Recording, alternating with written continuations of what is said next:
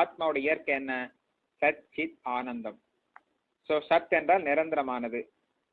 So பிறகு அறிவுடையது, பிறகு ஆனந்தமானது சத். ஸோ சத் அப்படின்ற விஷயத்துக்கு பார்த்தீங்கன்னா பிறப்பே கிடையாது, நிரந்தரமா இருக்கிறது கூடியதுக்கு புதுசா பிறக்கிறது கிடையாது. ஸோ ஏற்கனவே இருக்கிறது தான் அது, அது புதுசா ஒன்றும் பிறக்கிறது கிடையாது. புதுசா ஒரு ஆடையை ஏற்றுக்கொண்டு இருக்குதுன்னு சொல்லலாம். ஒரு ஆத்மா வந்து ஆடையை ஏற்றுக்கொள்ளுது, மறுபடியும் ஆடையை விட்டுருது, புது புதிய ஆடைகளை ஏற்றுக்கொள்ளுது, பழைய ஆடைகளை விட்டு விடுது. அதாவது வாசாம்சி ஜீர்ணானி யதா விஹாய நவானி கிரகணாதி பருணரோ பராணி.